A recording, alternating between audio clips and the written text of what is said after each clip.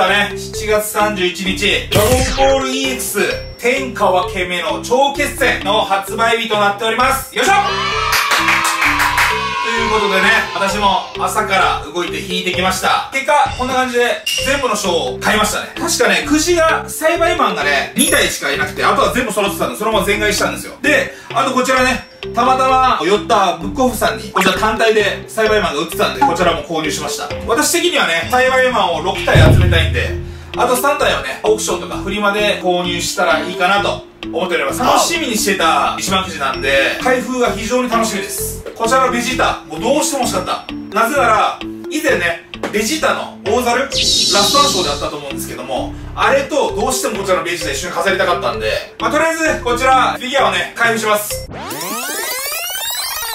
こちら、C 賞の孫悟空から見ていこうかな。こちらは海王剣の時の孫悟空ですね。はい、ちょっと開けたらこんな感じでした。こんな感じだったら組み立てやすいんで、楽しみだ。いや、ムキムキになってる悟空でもう限界突破してる悟空だよね。もう後先考えずに、とりあえずフルパワーで、海王剣みたいな感じでね。体乗ってくれよ三米海王剣って言って、こちら、かけるしかねえ。確かこれやって、ベジータをね、ボコボコにバーってやるけど、最終的にね、悟空が先にバテるっていう。これはね、結構、必殺技というかもう無理してでもね、戦った相手が強いんでね、相手がベジータだったんで。じゃあこちら、いきます。まずガッチャンしますね。おい、ガッチャーン。おお、硬いね。見てくださいよ。造形はこんな感じ。いいっすよ。色がまたいいじゃないですか。海王剣ちょっとね、ピンクっぽいオーラというか、赤紫。この色がね、ピンク色に見えるでしょ。靴もね、青なんだけど、こうやって全体的にピンク色がかってるでしょ。これオーラまとってるんですよ。マジでいいぞ。色使いもいいですよ、これ。三米海王剣だー、いいんじゃないでしょうか。悟空の次といえば、じゃあベジータいくか。ベジータは、これですね。見てこっち。ちぎれた耳と、スカウターがありますね。こんな感じで入ってるんだ。とりあえず開けてみないとわからないんで、ちょっと開けまーす。今頃のこのサイヤ人の戦闘服またいいんですよ、これ。で、後ろにね、尻尾が巻かれてて、まだ非道な時のベジータ。邪悪な頃のベジータというか、今のベジータはほら、優しいパパの顔っていうか、この時はね、まだ残忍な感じのベジータでしたね。これスカウターどうやってつけるんだ？耳とスカウター。どういうことこれ？左耳パーツ。これ今後ろ、こっち開いてるんですよ。耳が開いてるんですけど、これをつけるか、スカウターをそのままつけるか、どっちかみたいな。スカウターでつけてみるか。スカウターを、こうか。いいんじゃない？で、それか耳をつけるか、どっちか。俺、スカウタータイプにしようかな。こういう感じで。こういう感じでしょ、今日。続きまして、B 賞のそのご飯、開封したらこんな感じでした。こちら、組み立て不要なフィギュアとなっております。ご飯がね、ワンロットに1体しかない。まあ、レア相当になるのかな。だから結構、ご飯ゲットするのは激戦区かもしれないですね。可愛くないですかこれ。あと後ろね、鉢巻きあって白の鉢巻きだったんだね。可愛くない？お母さんは勉強してほしいのに戦いに行くご飯。ここにね、ピッコロのフィギュアと一緒に並べるとより映えるというか、そういう感じになりますね。じゃあこちら次、こちらはブックオフで買ったやつですね。税込み3450円。3450円でした。待って、でも見て、倒れてるのに全然なんか表情変えないよ。いや、すごくないこれ。表情変えてないよこのご飯。じゃあ栽培マンね、初日でブックオフに売りに行ってる人がいるっていう。なんで栽培マンを6体集めないとダメでしょ。手がね動くみたいですね。こう手動くこう、ほらで、こうほらこれ首も動くのかな。動きますね首。ほらこれよくないですか。何いいね。この小ささで3000円はちょっと高いなと思うけど、ぜひとも6体集めたいね。こんな感じで次、ナッパいきたいと思います。ナッパ、まずこちらが B 賞のナッパ。これが開けたらこんな感じ。でかいです、ナッパさ。やばいなこれ。あと、重いです。手をこちら、つけることができると。こうね。さっきのベジータと同じようにね、スカウターか耳か、どっちか選んでくださいと。こちらのナッパさんもスカウターにしましょうか。なくさないようにね、本当は耳にもできるんですけど、なくさないようにして、こちらスカウターでいきます。相手の戦闘力を測ってる感じ。いや、非常にいいですよ。はい、こんな感じです。B 賞のナッパと、こちらラストワン賞の違いもちょっと見ていきたいね。髪の毛が乗せれますね。これ髪の毛もね、磁石か何かつけるのかなと思って、ただ上に乗せるだけみたいです。ラストワン賞の手はこれですね。攻撃を仕掛けるかのようなスカウターをつけたとして、こちらが B 賞、こちらがラストワン賞。違いといえば、顔だね。こっちは口開いてるでしょ。で、こちら口開いてない。あと手だね。それぐらいの違いかな。ペイントは一緒でしょ。ただ顔の造形が違うよね。さらにこちらラストワン賞には髪の毛がついてると。こちら髪の毛をつけることができる。こんな感じ。カツラかぶってる人みたいになってるけど大丈夫これ。これ若かりし頃のね、髪なんだけど、まるでカツラをかぶってる。合ってるよね。はい、ということで、全種類のね、フィギュアがこちらに並びましたって感じですね。ゆっくりじっくりね、回転して、見ていきたいと思います。アングル切り替えていきましょう。レッツゴー。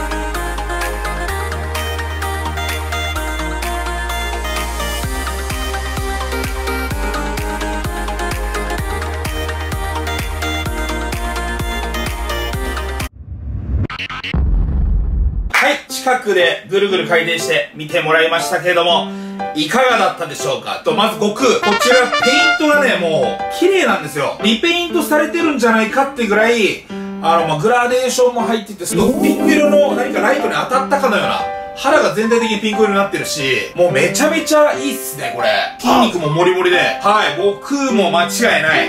そして、こちらご飯。髪が長い頃のご飯ね。あのご飯と一緒なのよ。このご飯なんですよ、この頃のご飯。このシーンやばくない？はい、そしてこちら、ベジータね。このベジータの表情ですよ。非道、残忍。本当に人を殺しても何とも思わない。このベジータが好きなんですよ、僕は。今のベジータはもちろんいいけど、やっぱちょっと丸くなりすぎて、やっぱ当時のこのベジータは怖かったね。まあ、サイバーマンね。こちら僕が言った、6体集めます。そして、ナッパ。重量感といい、表情。